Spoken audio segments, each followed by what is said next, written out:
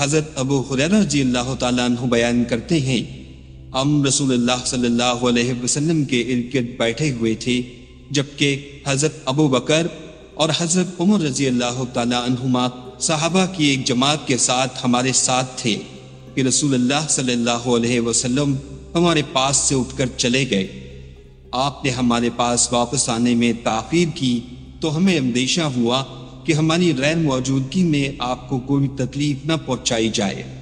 بس ہم آپ کی تلاش پہ اٹھ کھڑے ہوئے تو سب سے پہلا شخص میں تھا تو پریشان ہوا، تو میں وہاں سے رسول اللہ صلی اللہ علیہ وسلم کو تلاش کرنے کے لیے روانہ ہوا، حتیٰ کہ میں انصار قبیلے کے ایک خاندان بنو نجار کے ایک باغ کے پاس آیا تو میں نے اس کا چکر لگایا تاکہ مجھے اس کا کوئی دروازہ مل جائے، لیکن میں نے کوئی دروازہ نہ پایا۔ لیکن وہاں ایک بیرونی کنواں تھا جس سے ایک نالی باغ کی دیوار سے اندر جاتی تھی، بس میں سمٹ کر اس راستے سے رسول اللہ صلی اللہ علیہ وسلم کی خدمت میں پہنچ گیا تو آپ صلی اللہ علیہ وسلم نے پوچھا، ابو ہریرہ؟ میں نے عرض کیا، جی ہاں اللہ کے رسول۔ آپ صلی اللہ علیہ وسلم نے فرمایا، تمہیں کیا ہوا کہ یہاں چلے آئے؟ میں نے عرض کیا، آپ ہمارے پاس تشریف فرما تھے، آپ اٹھ کر آ گئے اور ہمارے پاس واپس آنے میں تاخیر کی تو ہمیں اندیشہ ہوا کہ ہماری غیر موجودگی میں آپ کو کوئی تکلیف نہ پہنچائی جائے۔ بس ہم گھبرا گئے، میں پہلا شخص تھا جو پریشانی کا شکار ہوا۔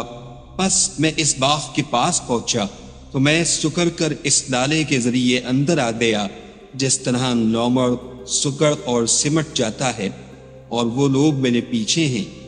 اور آپ صلی اللہ علیہ وسلم نے اپنے نالین مبارک مجھے دے کر فرمایا، اے ابو ہریرہ، میرے یہ جوتے لے جاؤ، اور اس دیوار کے باہر ایسا جو شخص تمہیں ملے جو دل کے یقین کے ساتھ گواہی دیتا ہو کہ اللہ کے سوا کوئی معبود برحق نہیں، تو اسے جنت کی بشارت دے دو۔ تو سب سے پہلے حضرت عمر رضی اللہ تعالیٰ عنہ سے ملاقات ہوئی۔ انہوں نے پوچھا، ابو ہریرہ، یہ دونوں جوتے کیسے ہیں؟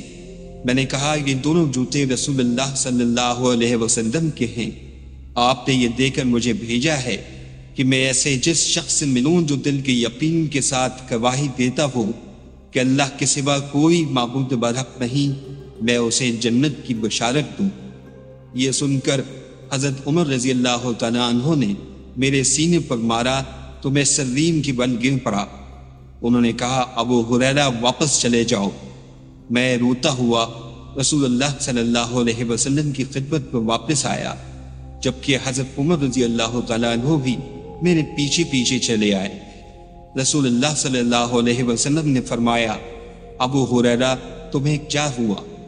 میں نے عرض کیا، میں حضرت عمر رضی اللہ عنہ سے ملا تو انہوں نے میرے سینے پر اس زور سے مارا کہ میں سرین کے بل گر پڑا اور کہا کہ واپس چلے جاؤ۔